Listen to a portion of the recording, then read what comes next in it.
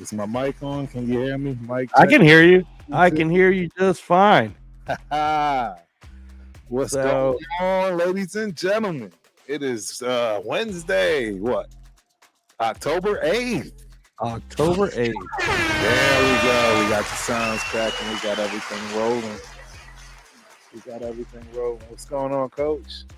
Man, October 8th, man. Last week, what was it? We were talking about the Dana White thing, and this week, Eddie Hearn, he bit back, bro. He bit back, and I love everything that Eddie Hearn had to say. I love everything that Eddie Hearn has been doing, so we're going to break that down for the people tonight. And just to prove that Eddie Hearn is the shits, as they say when it comes to the boxing promotional game, he has not one, Professor T, but two shows on Saturday. One in Sheffield in the UK, which is already sold, I think, over 10,000. And then the other one is in Philly, baby. If you guys want to go see Jaron Boots Ennis, $30 is the cheapest seats right now. You guys can go over there at Wells Fargo and check him out, man. Check him out. And where is this at again?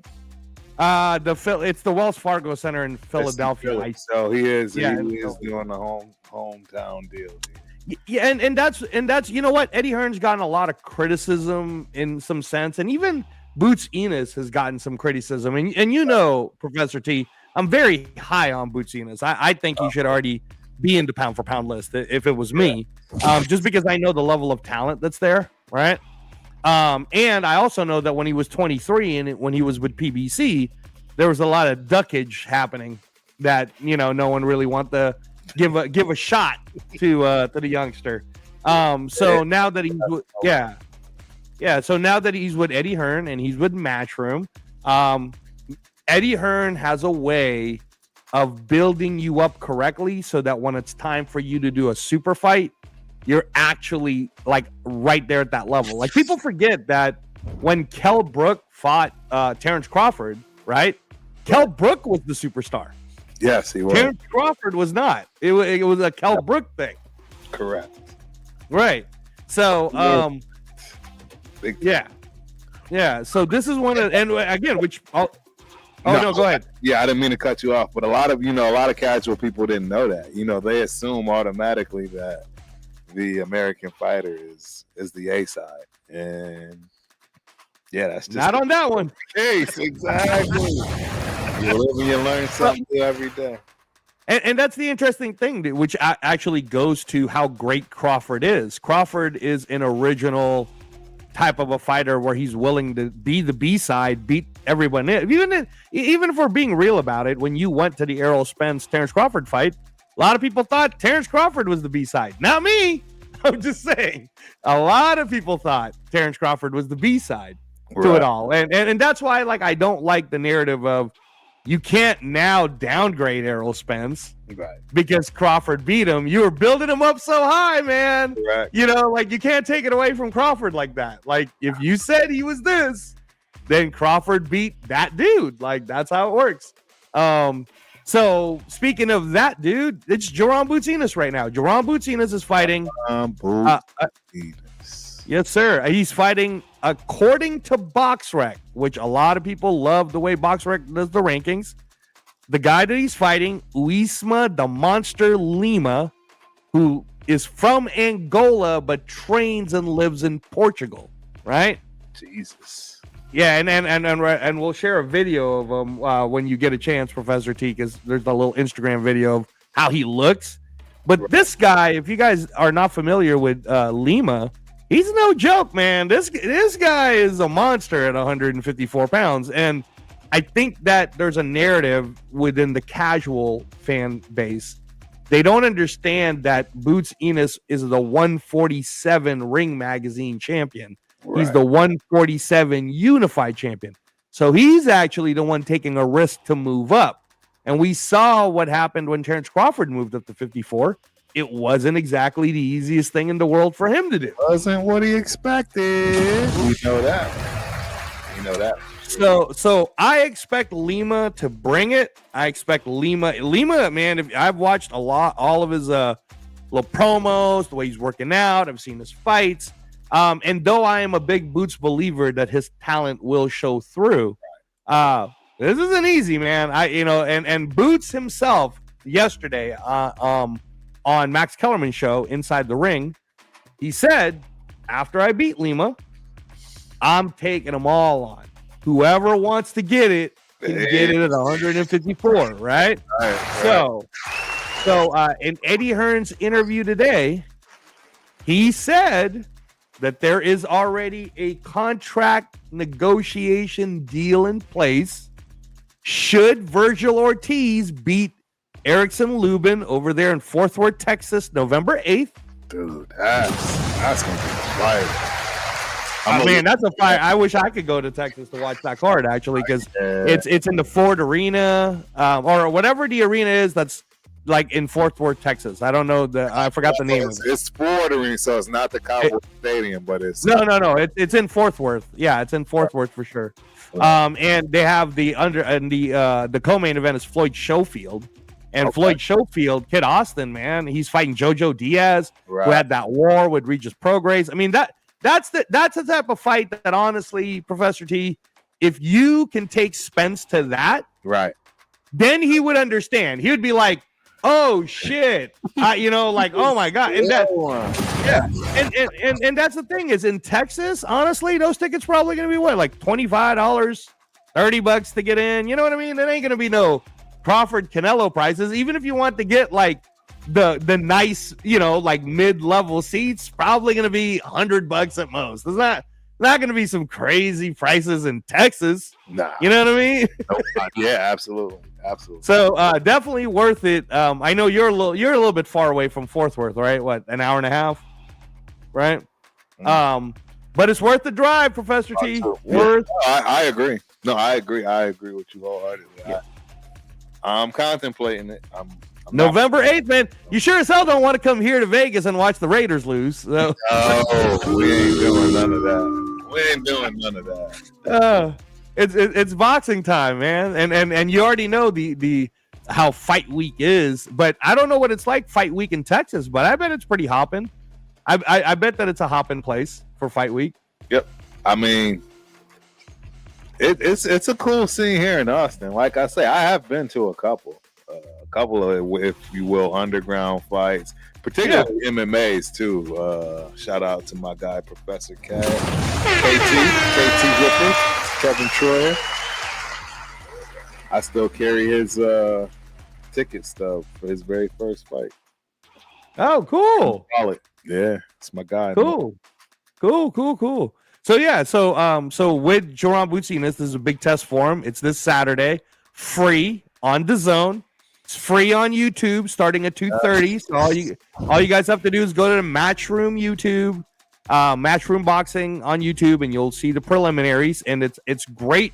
4 great fights of young American fighters that we all need to see, like Zaquin Moses, who they're calling the next Shakur Stevenson. I mean, it's kind of funny to say the next Shakur Stevenson because Shakur is only 27, man. I was gonna say, he's, baby still. Yeah, but this kid's a baby too. He's only 20, I think, or 19 or something. Like Zaquin's fresh from the amateurs, man. But but the kid is good, Professor T. I'm not gonna lie. The way Zaquin Moses looks, I hate using the Floyd Mayweather comparison, but he got some shades of Floyd already at that tender age. So I like him a lot. Everybody will get a chance to watch that for free. And then if you have the DAZN app, the entire main card for Boots-Ennis versus Lima is all for free. The co-main event is heavyweights with an undefeated heavyweight Alex Barriere from Canada against Guido Vianello, the Italian guy who caused some upsets. He fought a hell of a fight against a Jogba, who's like ranked number 10. So Vianello, I think his last fight he fought Richard Torres, who's the silver medalist. And that was kind of a close fight too. So yeah, heavyweights are always fun. And the whole card is just a great card. So if you're in Philly, man, $30 is nothing. You definitely should go to this fight. And then if you're watching it at home on TV, I mean, unless there's some great big college football game, if you're a boxing guy or a boxing person, you definitely are going to want to watch in my opinion, and I'll say it for the record now so that I can go back to it later. Right. I think by 2026 he will be in the top 10 pound for pound list. This kid is the real deal. Hey, you know, I'm ready. I'm ready to see it, man. Hey, we got a ton of people that hopped on in terms of TikTok. So get ready to hear your name, ladies and gentlemen. Shout out Omar Niviles, Jason, Yepers, Eddie-ish back, bruh. We got Smaggy in the building. Rad Dad 54. Jorge Fontaines. Dominic Panita. I don't know, man. Parting Shot. Wallace. I like all of these names, man. B-Dog. Adi Rubio. Mr. Ant Dog. We got Brian in the building, Lacey in the building, JTZ, Lucky One, Bobby. I mean, Pick 64, Andrew. There's a ton of people, man. Hey, TikTok, we love you guys, man. We absolutely love you guys. For sure, TikTok is going wild. Yeah, well, it's flying through. So yeah, no, well, it will definitely. You know, we're trying to give you guys the news on this is fight week, for us. I don't want to like make the TikTok people or the YouTube people or everybody else who does watch to our combat sports channel to get mad at us because we're going to be doing a lot of boxing subjects. UFC 320 did just happen, so let me just touch on it. All right, absolutely. The one thing that Dana White always does is, even if you don't know the names of the fighters or you cannot pronounce it for any reason, which UFC 320 was that type, they always bring the action. And I think that's Dana White's whole point, right? When we talked about it last week, on his whole point is, I want to build a brand for boxing where people can trust the brand and know that if you tune it in, you're going to see great fights. You might not necessarily know the names, but you're going to see great fights. So UFC 320, ladies and gentlemen, was an example of that. The main event was Chama, Alex Pereira, Poatan. Chama knocked him the hell out. Chama broke his ribs, man. That was a beating. Chama did Chama. So and Chama hit him so hard he broke his foot. I don't know if you saw that at the end. They had to put a boot on him, so his foot's definitely broken. He's now again reclaimed and is the new 205 or as they say in the UFC, the light heavyweight champion. Right? Yeah. It's a very famous belt, as you know. John Jones had it for a long time. Cormier for record long time, I believe. Yeah. So that was a great main event. Marab Davashlijvi, man, I can never say his last name right, but Marab is amazing. I think he's borderline getting to that legendary status on the way he's doing it. And if you've never seen how he even got to the UFC, you should go rewatch on YouTube. You remember when Dana White and man, why am I forgetting his name? He's with Ray Longo up in New Jersey, bald-headed too. He used to be a fight. Matt Serra? No, not Matt. Is it Matt Serra? Might be Matt Serra. Okay. So they did this whole thing where they would go around the country. I want to say this was like, I don't know, 5-6 years ago or something. They'd go around the country looking for a fight, right? And they were trying to find all these talented people. This was before the Contender Series on Tuesday nights was happening. They're trying to find people that would sign to the UFC or that they're trying to get signed to the UFC. So they would go to all these different little club shows or underground shows. Right. And the way Marab got into UFC is he wasn't even on Dana's radar. Dana brought in a guy who was on his radar to go to that show. So that's why Dana White was even going to this. Right. The favorite was there. Dude, Marab knocked him out with a spinning like hammer fist in like 20 seconds, bro. And you know, that was it, man. That was the beginning of the champ. And look at him now. Look at Marab now. Yeah, he's the real deal, man. It's gonna be tough to beat. He's gonna be really tough to beat. I mean, you know already. Not you said yourself that jiu-jitsu people hate going against the wrestlers, and this guy's that I don't know, that Dagestani wrestling. Yeah. You know, that's rough, man. It's a rough ride, bro. It's a rough ride. Oh. Your lunch. And your dinner. Bring your dinner too. Yeah. Don't get just your lunch. Bring your dinner too. Yeah, and Corey Sandhagen, it's not like he sucks. He was ranked number 4. He's coming off of that amazing flying knee. I mean, the guy's great. It's just that dude, Marab, man, it's hard. It's hard. I don't know. He already beat Sugar Sean O'Malley twice. Right, he beat Corey Sandhagen. Like, I don't know, man. I don't know who's out there that can beat Marab. I don't know if maybe Demetrius Johnson will come out of retirement. I don't know. That's about who it's going to take to do it at this point. Man, yeah. So and then there were a lot of other great fights. There was the kid that was the main event on the prelim cards that scored a knockout. So lots of great UFC 320 stuff. Again, if you guys got to watch it, you guys know what me and Professor T are talking about. If you didn't get to watch it, it's easy. Go to UFC YouTube. You'll already see basically the full fight of Enclave and Pereira, because they just put it out there. They go, here we go. Here's the highlights, which is basically the full fight where he knocks him down, breaks his ribs. Right? They actually showed footages of Enclave, and they were stretching him, and then because Poatan was hitting him in the ribs so bad.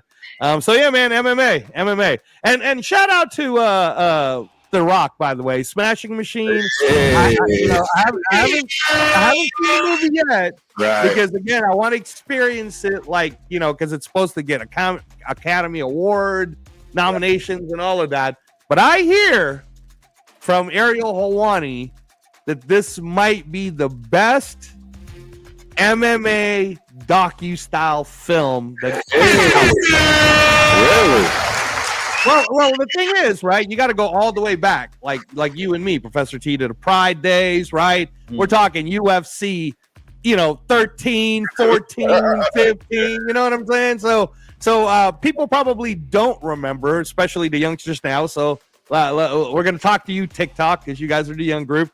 There's a legendary fighter by the name of Mark Kerr, who was in the Olympic trials at the time, and he was with people like Kurt Angle and Mark Coleman, right? And during that time, and he went into the UFC.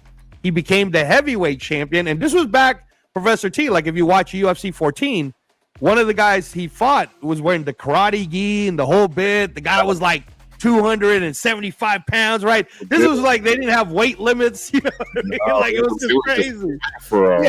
Yeah. And honestly, that was fun. Can I just say that was fun? That's still some of the most fun UFC MMA you would see is when they were doing all of that, right? With Gracie and everybody. So anyways, Mark Kerr was they called him the Smashing Machine because he had gone from a Vale Tudo tournament, which is done in Brazil, and he was beating the hell out of everyone there, right? And just like, again, Professor T, you could speak to this better than me. If you're in there with a wrestler like a Mark Kerr, and the wrestler happens to weigh 255 pounds of muscle, you know what I'm saying? It's gonna be a long day. He literally would just like physically manhandle people, who are trying to do grappling off their back. So yeah, that was crazy. So anyways, he wins the UFC. He's on UFC 14, I think he's the heavyweight champion. UFC 15, I think he's the heavyweight champion. And then Pride was a thing, right? Now I'm talking like 97, 98. Remember when they had like Pride 2000, and then they had Ensign Inoue, and then you know what I'm saying, right? That Mark Coleman went to Pride. Like they did that whole tournament where it's in like one night, everybody's got to fight everybody kind of thing, right? So essentially, Professor T, and again, this isn't really a spoiler. I'm just telling you guys, the movie in where Dwayne Johnson, The Rock, totally plays and looks like Mark Kerr. He basically does the depiction of that career storyline of Mark Kerr. right? And Emily Blunt, who I think she's already been nominated for an Oscar, an Emmy, or something. Emily Blunt plays at that time the wife of Mark Kerr, and it kind of is like a drama story on. It essentially shows you the fight life, like how difficult the fight life is, the shit you can get addicted to, like how insecure people can be, right? But and there's, and again, like you understand this, and I understand this, and we like to explain this to people, but you guys, you have to understand that not everyone can fight. No. But when people choose to do it as a living, it's a whole different mentality of like you have to be at a point in your life that you're actually mentally okay with taking someone's soul. Yeah. You know what I'm saying? Right? Like, because if you're not in that mode, this isn't tennis, y'all. This isn't basketball. Like, hey, to be honest, potentially someone's life. Man. Yes. It's dog eat dog at its highest level. It's literally kill or be killed. That's really what it is. Because the bottom line is, if the ref doesn't pull you off, that's the harsh reality of where your mindset should be. Absolutely. Absolutely. It's not really nothing to play around with, man. It's really not, man. Hey, we got Chewy in the building, man. Chewy. Let's salute. Salute, bro. So yeah, no, Professor T. So yeah, like as you know, again, man, MMA when it started was brutal. It's still brutal today, right? I literally just finished talking about Pereira breaking Ankalev's ribs. That's a 205. He made weight at 205. Fight night, he weighed 235. Right? So man, these guys aren't nothing to play with. But if you guys get a chance, definitely watch Smashing Machine. If you want to do yourself a favor and watch what the movie Smashing Machine is based off of, there's actually a documentary called The Smashing Machine. And the documentary is a deep look into how mentally and physically violent and graphic and unstable MMA was back in those days. Back in the mid 90s, in the late 90s to the 2000s, like Pride, and like it was crazy, man. I mean, people forget too, Professor T. Remember that in Pride, the first round was 10 minutes long. It was a 10-minute round. Remember that shit? It was wild. People, you can stomp someone's head when they're on the ground. Remember, that was legal. Kick their head. You could do whatever. It was brutal. It was brutal, man. It was truly kill or be killed. I don't. There's no easy other way to put that. It's kill or be killed. Right. If you guys go back, if you're a martial arts fan and you go back to watch a Pride, because me and Professor T are kind of old, but if you go watch Pride like late 90s. Early 2000s, and just look at it. Just go look at how the event is. Remember, they had Glenn Hart, the opera singer, as the voice, and then she would do that whole, that whole announcement thing, right? And then they would do that music. It was cool, man. Like it made you feel like you were a part of this. Like, oh my god, this event's gonna be crazy. Yeah. So. Definitely worth the watch. But anyways, the movie's about that. Smashing Machines out on theaters right now. You might see. I mean, I can't believe that a former WWE wrestler might actually get an Oscar nomination. But they're talking about it, man. They're talking about Dwayne "The Rock" Johnson getting an Oscar nomination. So we'll see, man.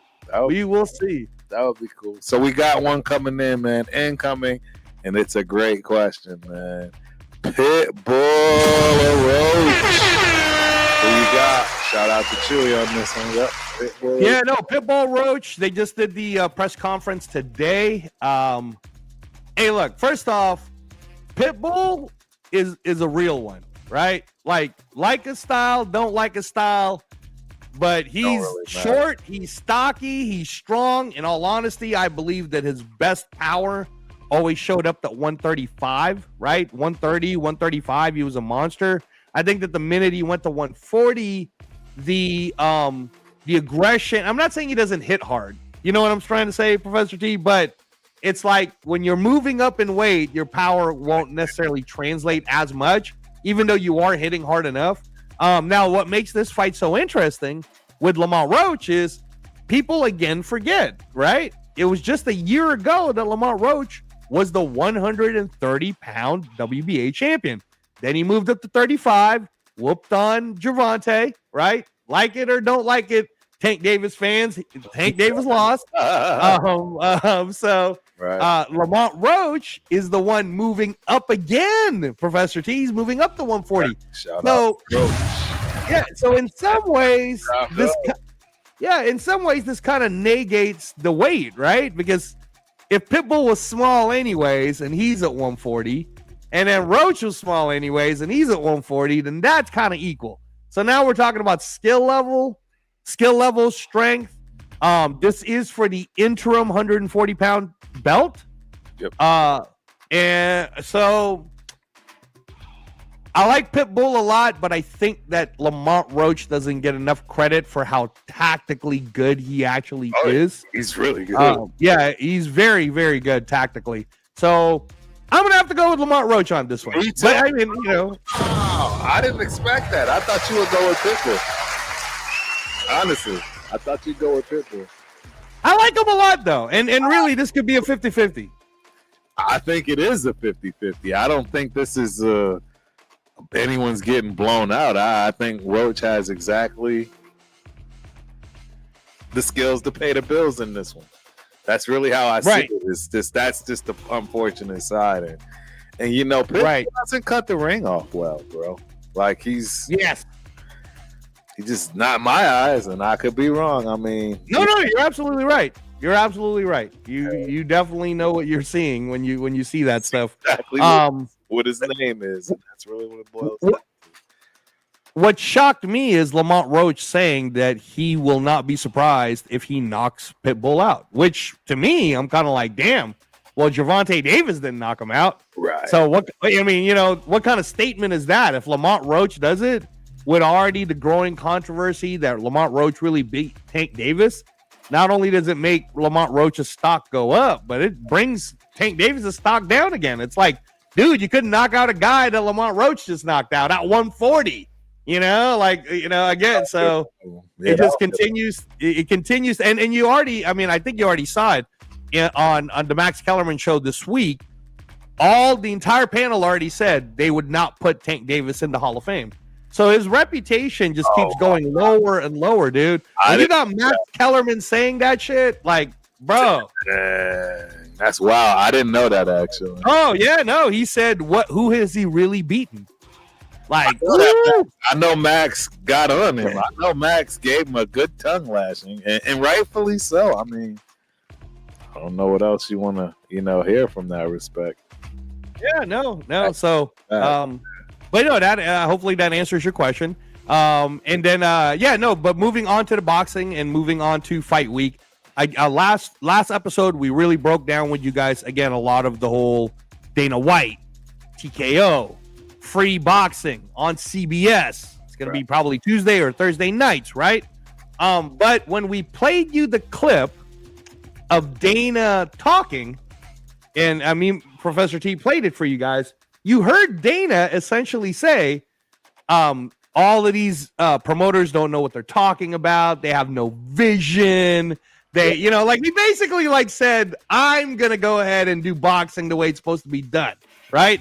And me and Professor T kind of had to explain to you what Dana was saying necessarily wasn't a direct hit, but let me and Professor T kind of give you the subtitles to what he's really trying to explain, right? Because again, he's very excited. And believe me and Professor T and the rest of the world are very excited that Dana White's jumping into boxing. This is great. This is all amazing for the sport of boxing, which we all love. But at the end of the day, Professor T, I think that a lot of the American casual fans just don't understand how influential, important, or powerful Eddie Hearn is in Matchroom Global Sports. Yeah. Shout out Eddie Hearn. Shout out to Eddie Hearn, man, because check this out. if you have not watched on Netflix the 6-part series called The Greatest Showman, it's basically, Professor T, like watching 24/7 on HBO back in the day. Right. Okay. But 6 episodes of it, but it's about the Matchroom Hearn family. And bro, some of the shit that you end up hearing, right, it's crazy because they mic'd them and they were like, whatever you say is what's going to be. So, it takes them through Anthony Joshua's laws. It takes them through the back end business dealings, right? And it really kind of opens your eyes to understand, look, man, you got if you want to be in the boxing business like I was, like, you better love the shit you're going to have to go through also, because it's a dirty business. Oh, yeah. There's big time. A lot, so but it does kind of like, it reveals it to you, like, oh, boxing is so big globally. So you start to understand that, but then you start to understand that outside of the US, bro, darts is like 3 times bigger than boxing in terms of viewership, and you know what I'm saying? Like, and then they have and Matchroom owns that. They own snooker, which is really billiards or pool, as they say, right?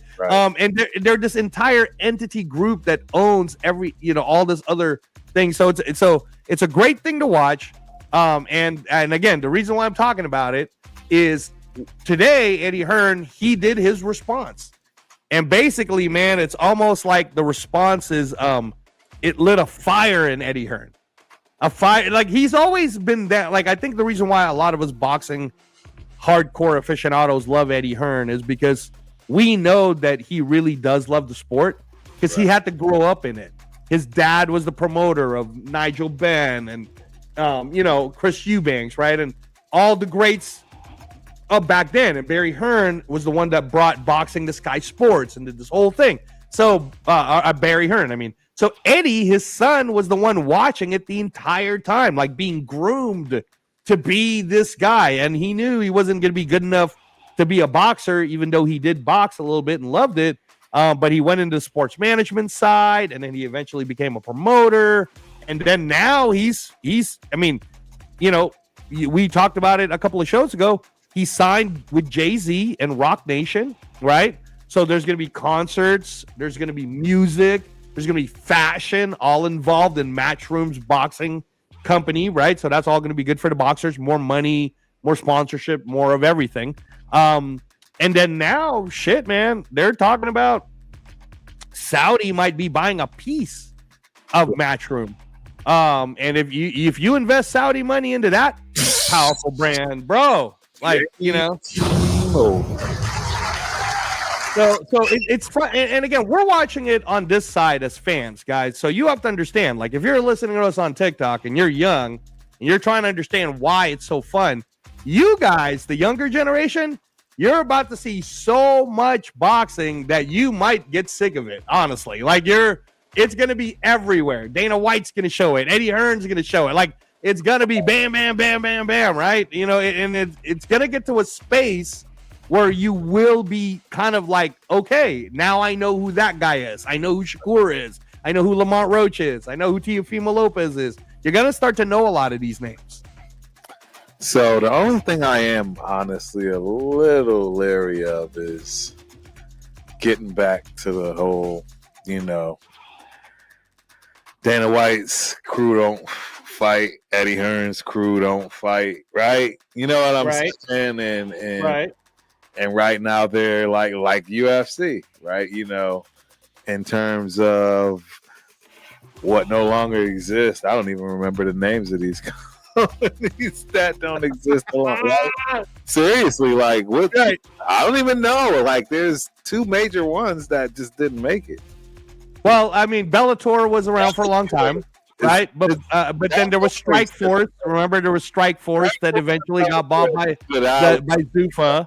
Right, and then there was PFL was actually what they used to call the World Series of Fighting on NBC, right? Right. So yeah, no, I mean you're right.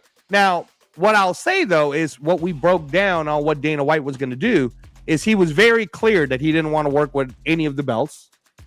He only wanted to recognize Ring Magazine rankings, and he was going to do his shows as I'm going to show it free to American audiences to build up names that you don't know of fighters that are up and coming, and the fights will be 50-50 fights, right?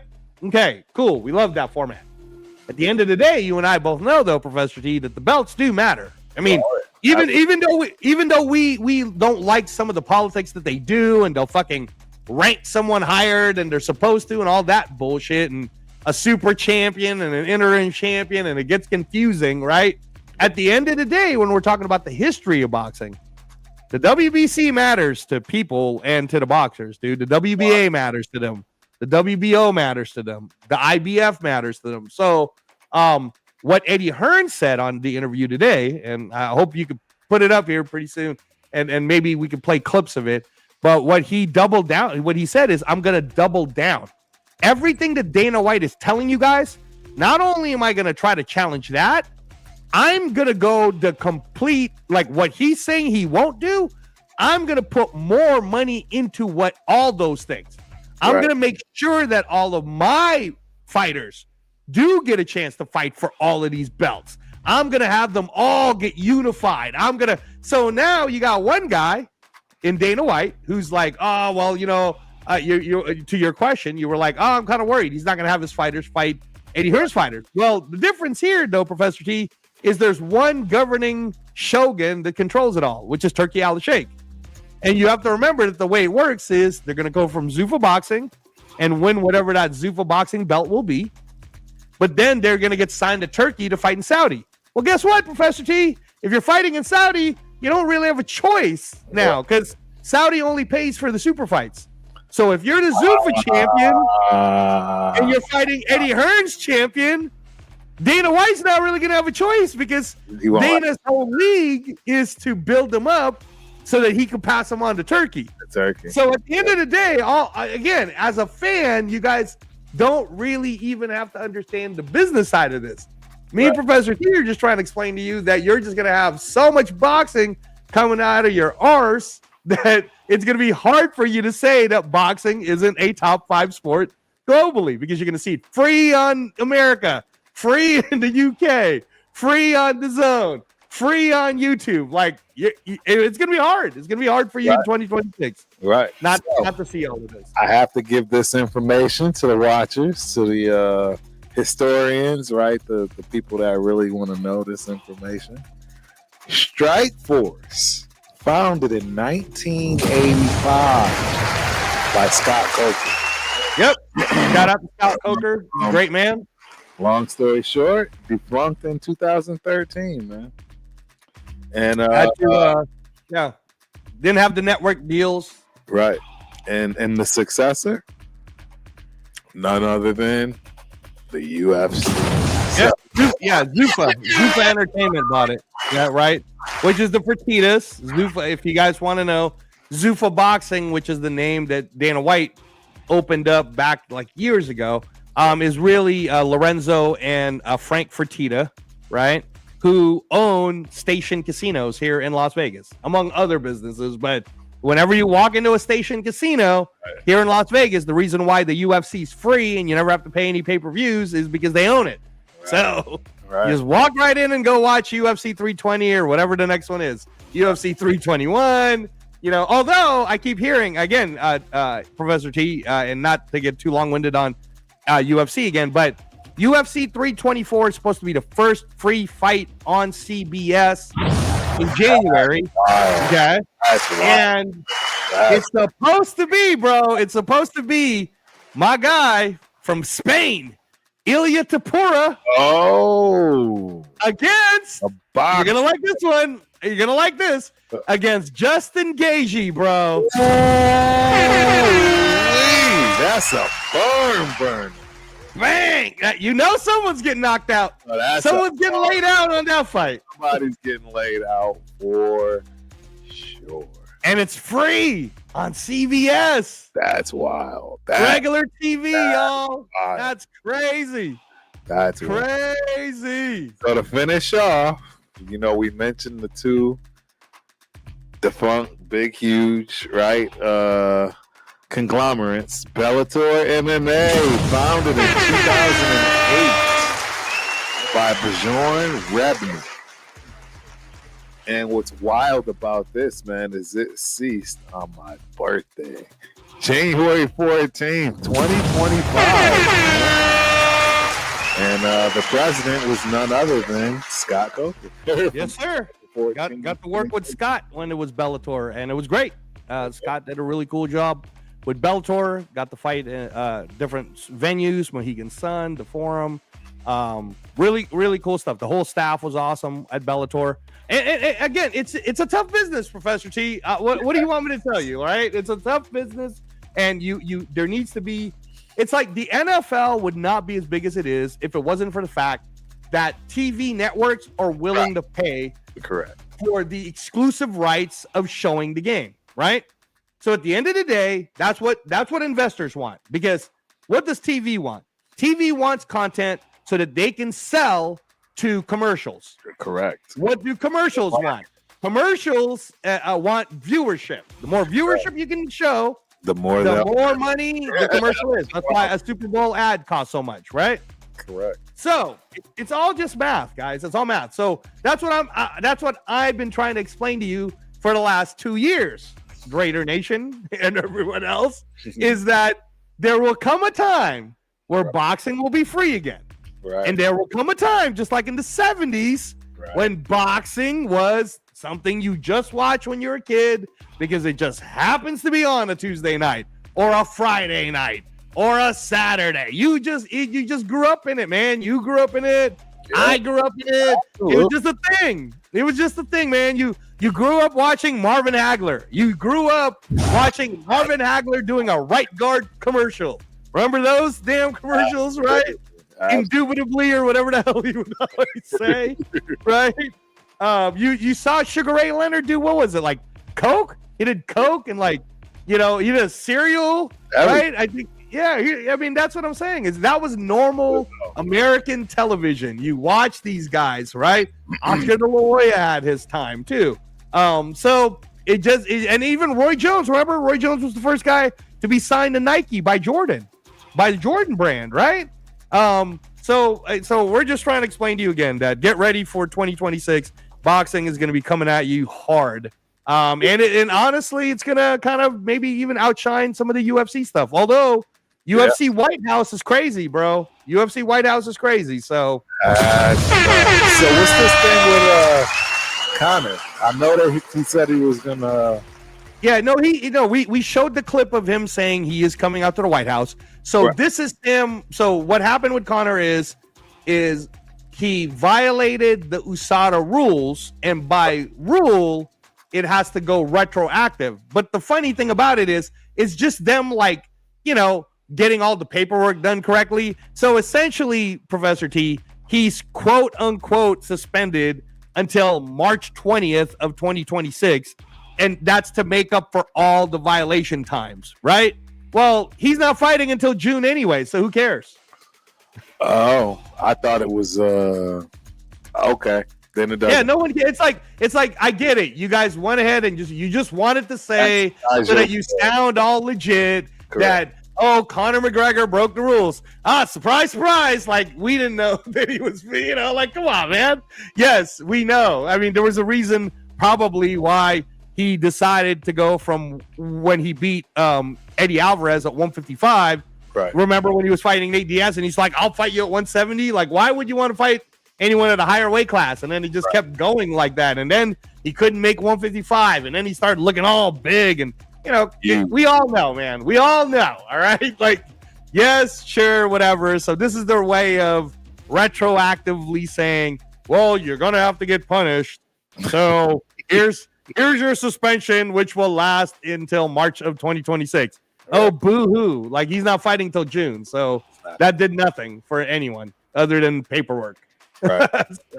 So that was the breaking news that you saw. Again, it was just clickbait, bro. It's just clickbait and makes you want to look through it. Do you have and then the big signing in the UK, which is huge, and I know you know for a fact for 2 years I've been talking your ear off about this kid, the drunken master guy, right? Ben Whitaker, the surgeon. Okay, so remember I told you that I'd been watching him since when he won silver medal. This guy's super talented. I was even telling you and Severe, this guy is going to be your next Roy Jones Jr. And you guys are like, oh, I don't know about Roy Jones Jr. Yeah. And I was trying to explain to you that it's because he has all the things, right? He's got the speed. He's 6'3". He makes 175. He's good looking. He speaks well. He's Jamaican. He's UK. Like, America will like him. But the problem is the promotional group he was under was still, I don't want to like shit on Boxer, but it was still too nationalistic in terms of just UK brand, right? And what you need them to be is a global brand. So, because boxing is so cutthroat, even his own promoter at the time, Ben Shalom, didn't even know it was happening. And Eddie Hearn, man, from pulled the rug underneath them, and they did this one announcement. So, is there any way you could pull this video up for us on the Instagram? I sent it to you. It's the Ben Whitaker one. It's really funny, and I think you'll enjoy it. The Ben Whitaker. Yeah, it's on your Instagram. You'll see Ben Whitaker on it. And then let's see if we can show that to the audience. So let me set this up while you're trying to find it. I realize again, TikTok, that you guys might not be old enough to remember this movie. But there was a movie called Jerry Maguire, which in my opinion is still one of the greatest top 100 movies you're going to have to see. It was about an agent and his football player named Rod Tidwell, who was played by Cuba Gooding Jr., who ended up winning the Oscar award for Best Supporting Actor at that year. And there was a famous line. That's the TikTok ending? That is TikTok. Oh, TikTok, we lost you guys. Thank you, though. They're still there. Oh, they're still there? Okay. That's the TikTok warning then. The famous line that some of you youngsters might not know is the line that goes, "Show me the money," right?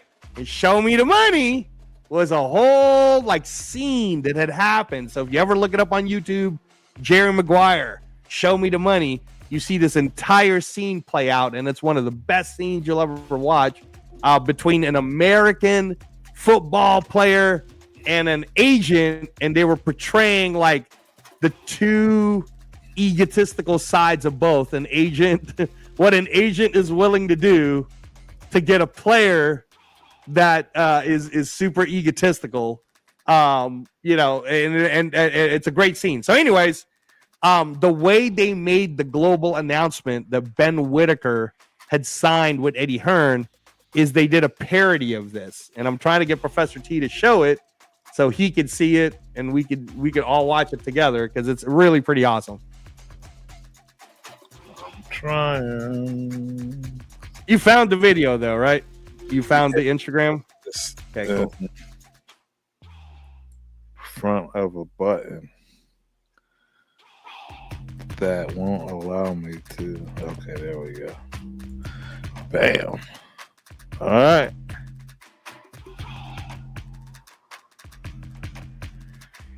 Here we go.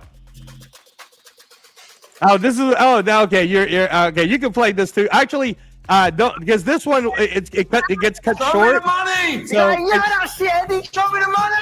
I need to feel it, Eddie. Show me the money. Show me the money. I love Ben Whitaker. I love Ben Whitaker. Do you love this black man? I love Ben Whitaker. I love black people. I love black people. Who's your motherfucker, Eddie? You're my motherfucker. What are you gonna do, Eddie? Show me the money. Congratulations, you're now my promoter.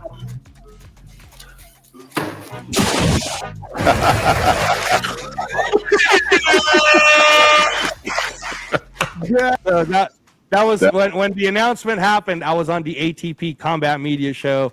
Shout out to my good friend Clay Moraine and Ray Davis, who are the host and co-host of that show. I was a guest, and yeah, we played the video. So I just resent you the entire 1 minute TikTok or Instagram of it, but they basically recreated that scene, Professor T, and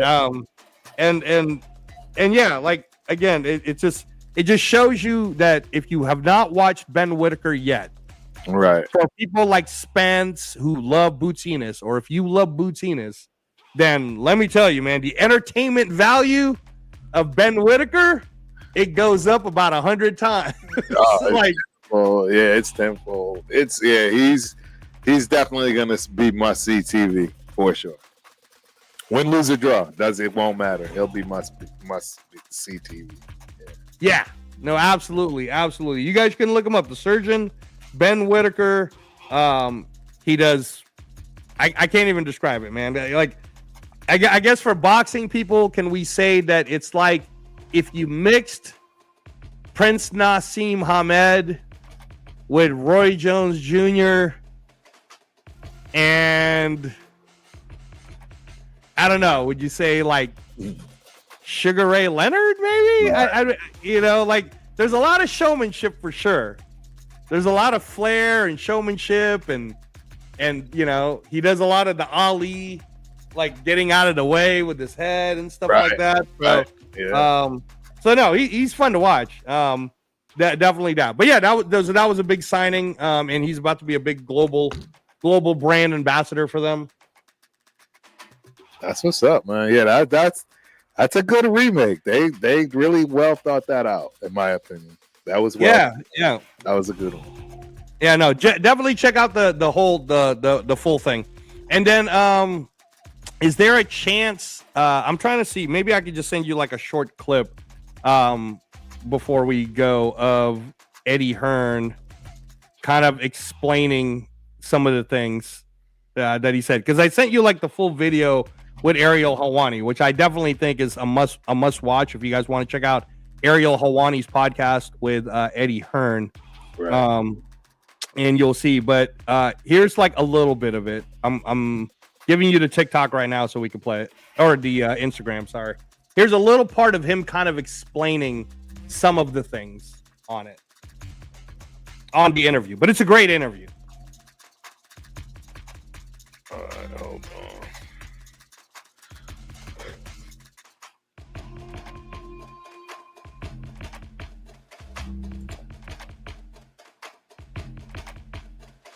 Come on, move out the way.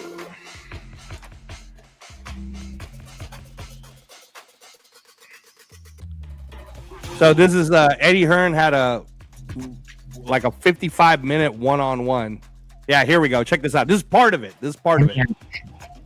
Wants to fight for a Zuffa boxing belt. I'm sorry. It will just be fighters that really have a great opportunity to make some money and be part of something, or someone that's sold out within the sport and just wants to take the money. You ask any young fighter, and I have my differences with the WBC and all the governing bodies. That's that.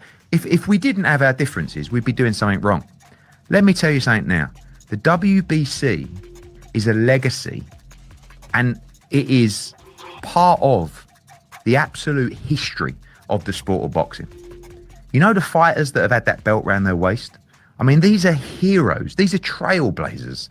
These are some of the greatest names in sporting history that young fighters look at those pictures and say, I want to win the WBC title. You think that if I tried to convince my guys, yeah, guys, we're going to create a matchroom belt now? They'd tell me, no, I don't want to fight. I want to win the WBC world title, the WBA, the WBO, the IBF. We moan about the politics, and rightfully so. Sometimes they make some bad decisions, but you cannot underestimate the history and the legacy of those belts. And for me now, I'm doubling down, right? I'm all about the belts. The Ring Magazine belt, unbelievable. Even before Turkey got involved, I said, that's the belt with no politics, an independent ranking system, no sanction fees. So that's a big part of what we do. But I'm doubling down on the belts. What's that mean? It means I want to see my guys win world championships, create history and legacy in the sport. I don't want a new belt. I don't want to change the ring. I don't want a funky canvas cover. I'm going boxing. This is in my blood. This is in my heart, the sport of boxing. The greatest sport, in my opinion, in the world. The drama, the glory, the pain of defeat, the stories, everything. And I want to follow into the traditions and greatness of the sport. So we all need to come together, and we're always going to argue, us and Bob and Oscar, but we need to make great fights. So rather than me coming in and saying, yeah, my broadcast position, PBC top rate, no, we want to forge stronger relationships with those people so we can make bigger fights together. The reality is, now you see that? You see what I'm saying, Professor T? That was your question. What you were worried about, and this is what I was telling you, is it's not going to happen, man. Right. It's not going to happen because Turkey Al-Sheikh's involved. Right. At the end of the day, your Canelo Crawfords, you guys think that was big? Let me explain something to you guys right now, man. In 2026, if Crawford really for real, right, says, I'm not retaring, you about to see 92,000 people at Cornhusker Stadium watch Terrence Crawford possibly become the only fighter in history to win 4 undisputed titles in 4 different weight classes. Can you imagine, bro? Come on, man. What are we doing here? Right? And we get to live in it, Professor T.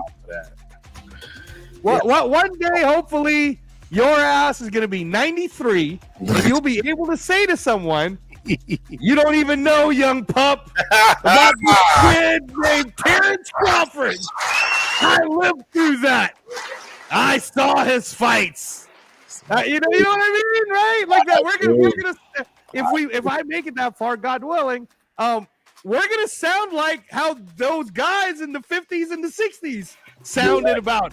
Joe Louis and Rocky Marciano and we're right today. I mean, you pull up the tape don't lie. See, that's the thing about, you know what I'm saying, everything. And the reality is, in my opinion, a lot of the other sports have evolved. And don't get me wrong. Yes, boxing, the guys have clearly gotten faster, stronger, quicker, etc. But I'm sorry, that grit is missing. I'm sorry. That not Terrence Crawford though. Not Terrence Crawford. That's what I'm saying. Yeah, I want to fight the best. I don't want nobody at their worst. I don't want nobody with an injury. That is a lost situation. Bud is the last of the dying breed. It's gone. It's non-existent. Well, again, you might be surprised, Professor T, because like I told you, there's American boxing and then there's global boxing. And in the global boxing scene, outside of the U.S., we've already, in the last 2 years, we've seen best versus best. We've seen Fury Usyk. We've seen Better Bivol, right? Bam Rodriguez is fighting everybody. Naoya Inoue is fighting everybody. Junto Nakatani's fighting everybody. So the last of the front line hold is really the American champions, right? But in 2026, that's why you got Shakur Stevenson going.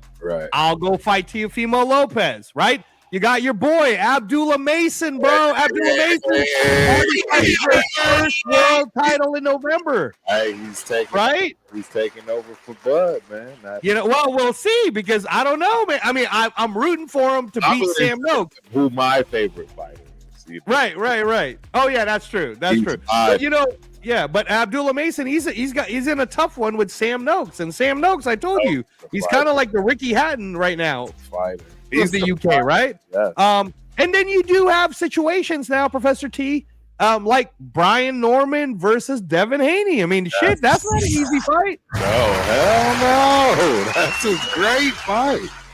So, there's some grit out there. I understand what you're saying, right? There's some grit. Let's be real, man. It's not like, I understand what you're saying. It's not like Sugar Ray Robinson. The guys today are fighting 15 rounds. Right. No. I understand what you're saying. Back, not like those dudes did back in the day. Well. To your point, though, that's exactly why when we're doing comparisons, it's hard for us to give so much credence to someone like a Tank Davis because we did watch Aaron Pryor. Yeah. We did watch Alexis Arguello. So we're kind of like, bro, Tank Davis would have gotten smoked by these guys. Like, it wouldn't have even been close. Like, what are we talking about here? Right? He gotten smoked by these guys. It wouldn't even been remotely. Yeah, it would have been laughable. I mean, do you know what Roberto Duran at 135 would have done? Tank Davis would not have. I mean, Tank Davis might have hit Duran and got shocked, but it barely even nicked him. You know what I mean? Man, Jesus. That would have been, yeah. Or even, you know, like in all honesty, like when we really are talking, like Cesar Chavez back at when he was 135, bro. It's another one. I mean, that guy hit hard for a reason, right? Meldrick Taylor was never the same after their fight, dude. Ever. You know? So, again, I understand where you're coming from. That the old school fighters, the Ray Mancinis had a certain toughness to them. It's like the cars. Seriously, it's like the old school cars. That you're never getting that again. You're just never going to get that old hunk of metal that can literally fall off of a cliff and still keep its shape. You're just not going to get that. So basically, Professor T's calling the new age boxers, for the most part, a bunch of Teslas. Basically, a bunch of slick ass Teslas.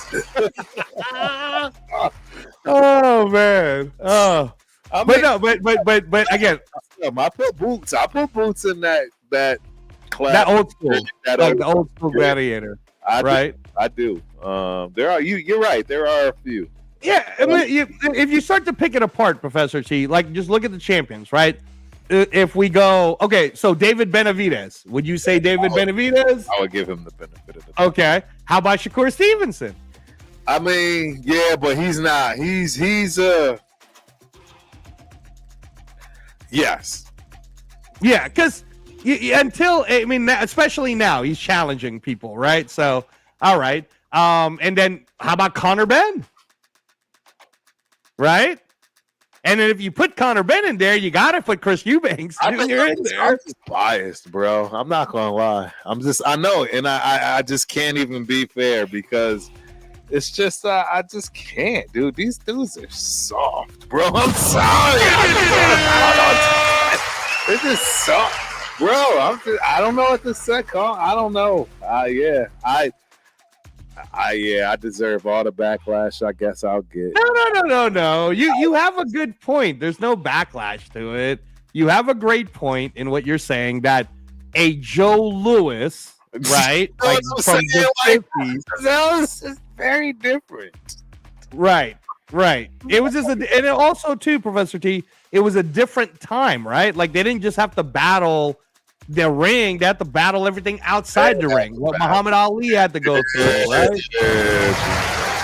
Right? So no, I understand. And that's why for us, when we talk about Sugar Ray Robinson, the guy was fighting every 2 weeks. He got up to over 200 fights.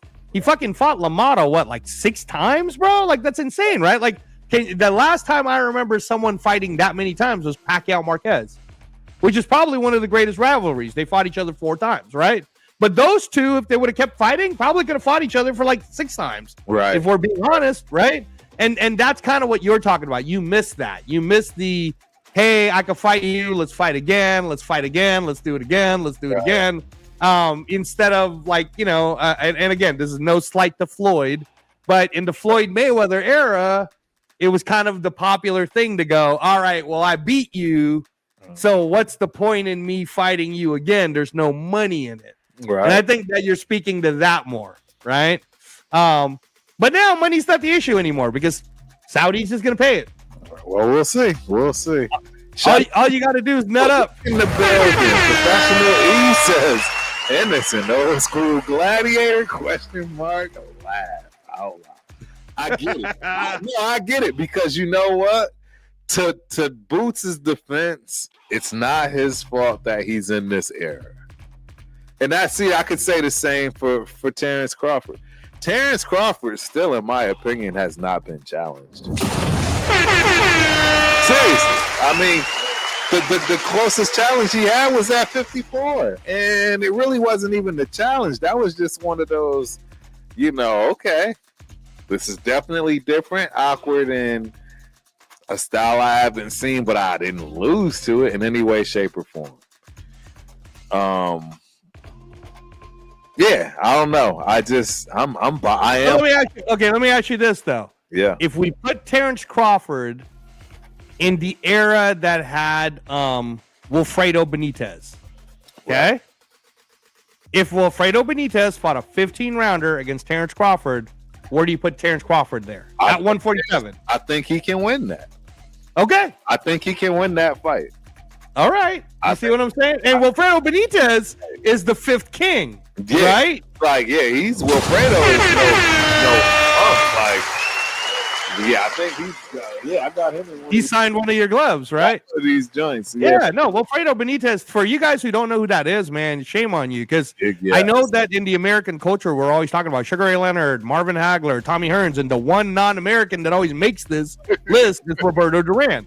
But people forget that if it wasn't for Wilfredo Benitez giving a shot to Sugar Ray Leonard, and in that amazing 15-round fight, you wouldn't have a Sugar Ray Leonard, right? And then Wilfredo Benitez moved up to 154 to win the 154 title.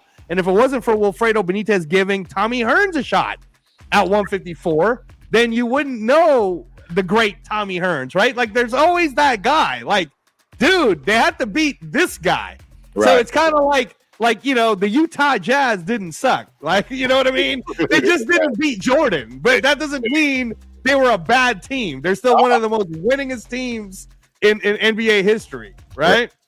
So that's what I mean about, like, so when I pull out a name like Wilfredo Benitez, I'll tell you, like, I mean, shit, I don't think Brian Norman could beat a Wilfredo Benitez. I don't think Devin Haney could beat Wilfredo Benitez. You know, like, you know, Mario Barrios or Rolly Romero. Like, I understand what Professor T is talking about. He's saying they're not like Wilfredo Benitez, right? I understand. But you understand now what I'm trying to say is, but you can take certain fighters from this era, and say you can take Terrence Crawford and put him. You can take Bud. You can take Bud, right? And then we're gonna find out, man. Like, let's find out if we can take Boots. Yeah, I think that's why I say professional. I'm with you. You know, I put Boots in that class because he's the boogeyman, and there's nobody. Talent. You know, the talent is there. The talent is there. He hasn't been challenged. But like you said, it wasn't his fault, right? Like, not necessarily his fault. PBC was kind of like moving him around weird, right? So we're gonna find out. We're gonna find out, and if it's true, like, first of all, and again, I'm big on this one, and you know I love Virgil Ortiz. So shout out to you, Virgil Ortiz. It sounds like I don't like you when I say this, but I do, man. I'm a big Virgil Ortiz guy, especially because you rock with the Raiders. Even though we're losers, you rock with us, and I respect that, Virgil. I do. But, bro, you barely beat Boachuk, and even Professor T thought Boachuk won, right? Yes. You had a hard time with Madrimov, who had bronchitis, right? And again, hey, man, all credit to you. You're taking these tough fights. You're going Boachuk. You're going Madrimov, right? You're not taking no wimpy ass weak fights. Like, all your fights are hard fights. That's awesome. So now the question is, could you beat Erickson Lubin? Erickson Lubin's not easy, bro. Like, that's a hell of a fight, and I'm telling you right now, Lubin ain't coming to lose, bro. He's coming to lose, bro. He is one of the most seasoned dudes. I would stay away from if I had a fighter. He's not somebody I'm allowing to fight. Not, you know, unless it's obviously. That's Lubin, bro. Yeah, so I respect him. Yeah, he knocked down Fundura. That's an old school type fighter. He's an old school type fighter. He just doesn't have the talent and that skill. You know, right? He's got the will, though. He's got the will. He's got the heart. Got that heart and grit, and you just not. So I like Lubin. Yeah, well, that's why you should be going to Fort Worth on November 8th, man. Go take Spence with you. But check this out, right? So Let's say Virgil Ortiz wins that. However he wins it, he wins it. Right. The promise that we are being given is that Jaron Ennis and Virgil Ortiz are supposed to fight on the same card as Teofimo Lopez and Shakur Stevenson. That would be fire. Right? That would be fire. So again, we got to give him a chance. Let's give him a chance, right? In the next few weeks, we're gonna find out here.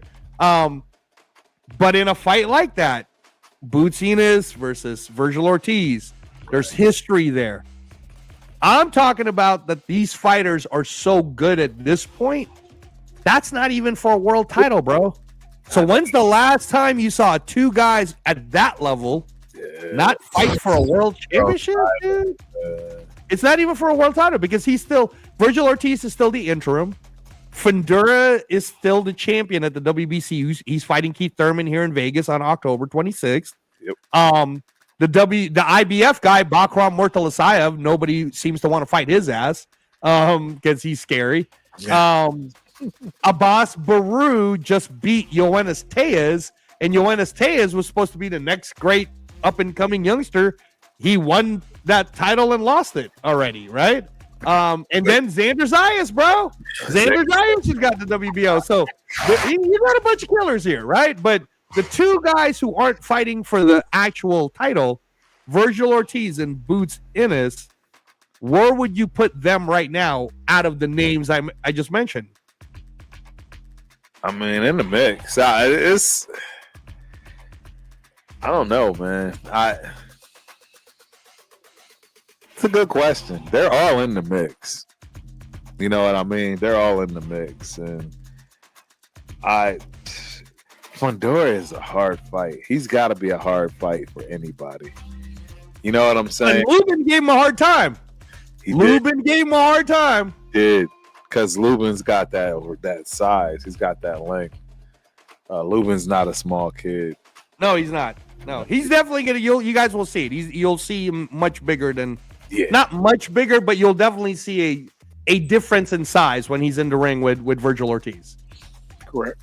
Which is why I was saying, like, don't just automatically assume that Virgil Ortiz is going to win that fight. He's supposed to win the fight, but let's not jump the gun and assume that he could just walk in there and win, you know? So, all right. But so let's say it does happen. If Boots Ennis fights Virgil Ortiz, knowing what you know about the two, who do you pick? I'm picking Boots. Yeah. See? I'm picking. See what I'm saying? I'm picking Boots. Yeah. Okay, so now let's say Boots beats him, right? Boots becomes the #1 mandatory for Fundura. Right. So who would you pick? Like to see. I don't know, and I think that would be the first time we get to see Boots tested. I think that's the first time you'll see him. You don't think the Virgil Ortiz one is a test? Well, come on.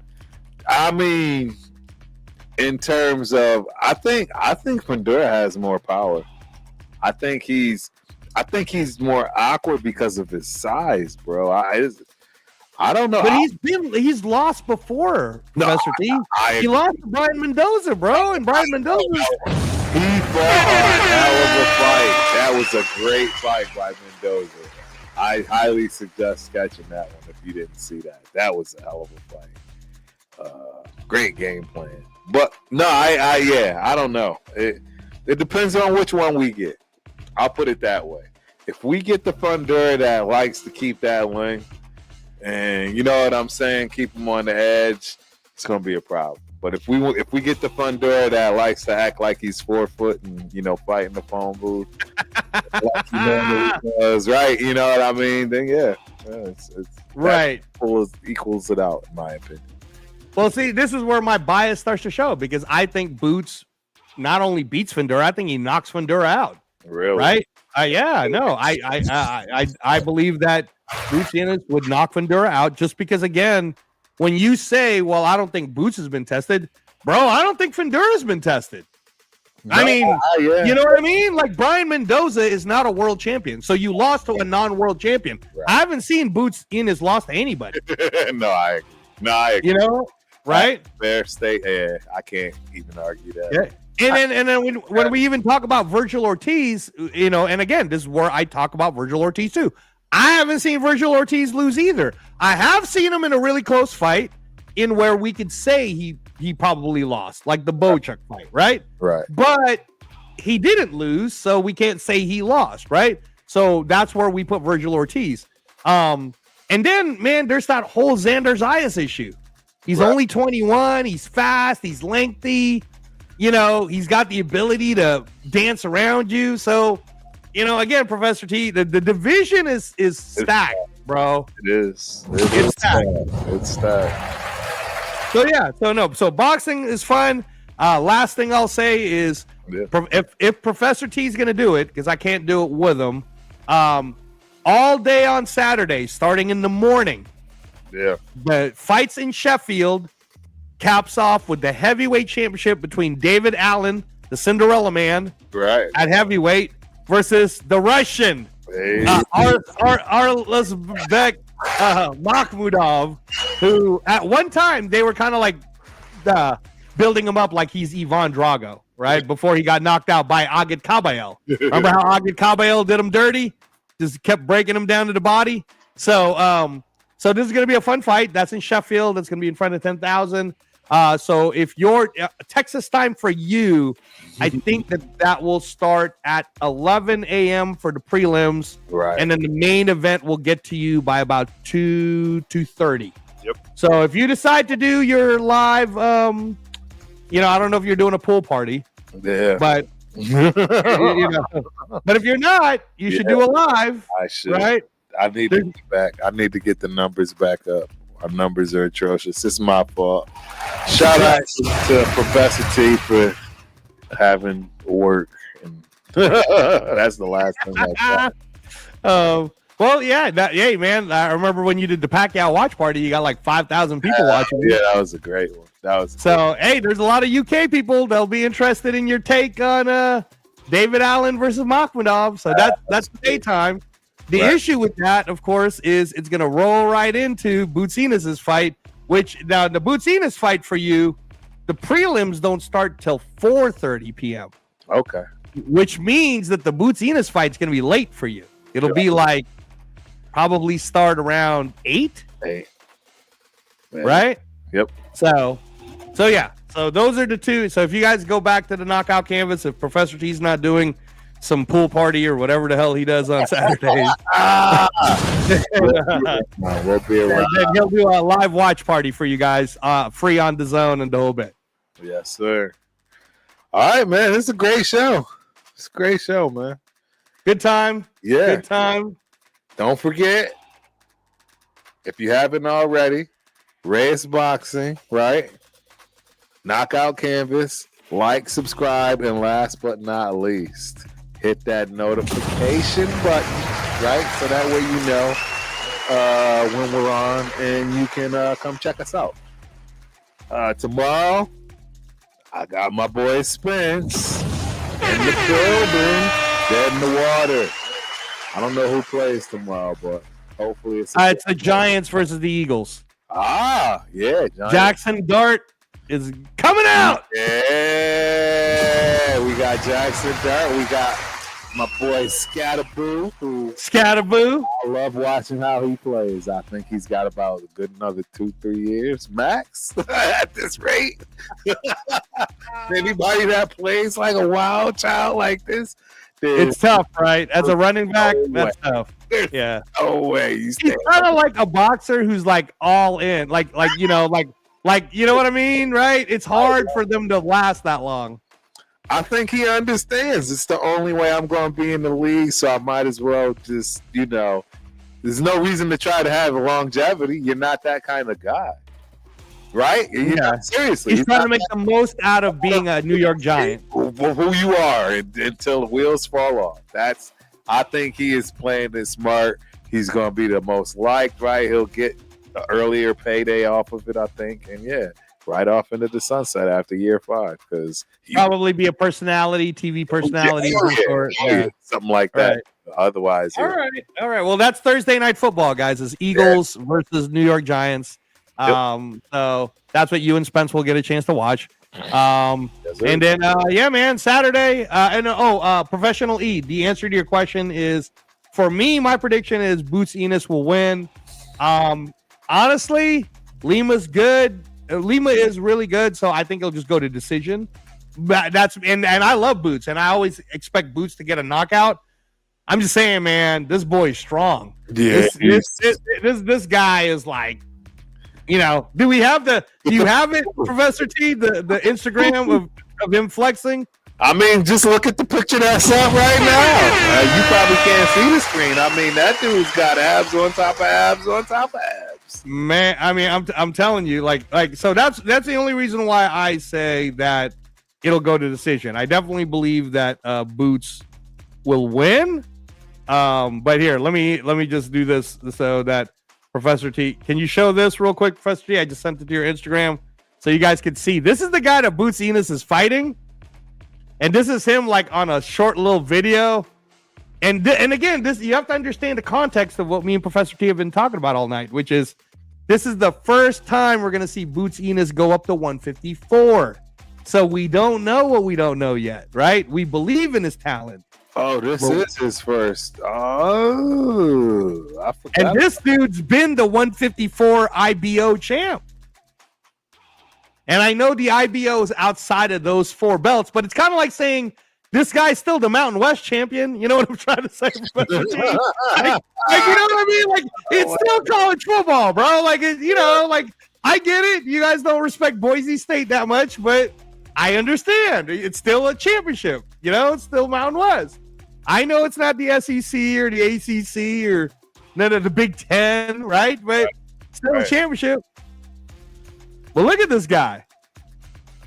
Yeah, this dude this ain't gonna be no easy. He's a big dude, man. He's a big dude. It's not even when they did the face off, Professor T, you could see that he is bigger than Boots. Yes, absolutely, man. Yeah, this ain't man. Walk in the park, bro. Not gonna be easy. Walk in the park. It's gonna be a fight. It's gonna be a fight. The Professor T may actually call. So we'll see. Well, yeah, that's all I got for the people, man. We are good, man, until Saturday. Well, yeah, I won't be here, but you know, you do your thing. Where are you going? I got to go to the UNLV game. Yeah, I'm going to the UNLV game, and then you know what? I might and this is my last parting shot to the Raiders.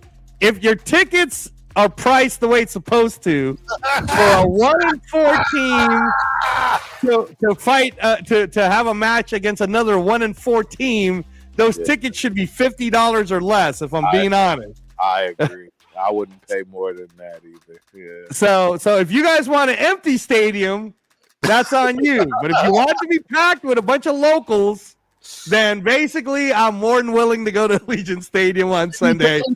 Who do we play? The Tennessee Titans, bro. Oh yeah. That's what I sent you is on the Raider Nation Live fantasy league, bro. Raider Nation Jason is so against the Raiders at this point because he's so mad. He fucking grabbed the Tennessee Titans defense to play against your team, bro. That's how confident he is. He's that confident. He's like, I'm gonna beat Terrence's team, fantasy team, and my defense will be the Tennessee Titans. That's how much he thinks Geno Smith is ass, bro. So Geno is straight boo-boo, stinky, Pepe Le Pew. Jesus, so bad. All right, man, I gotta get out of here. A great show. Till the next time, we are out, ladies and gentlemen. Peace.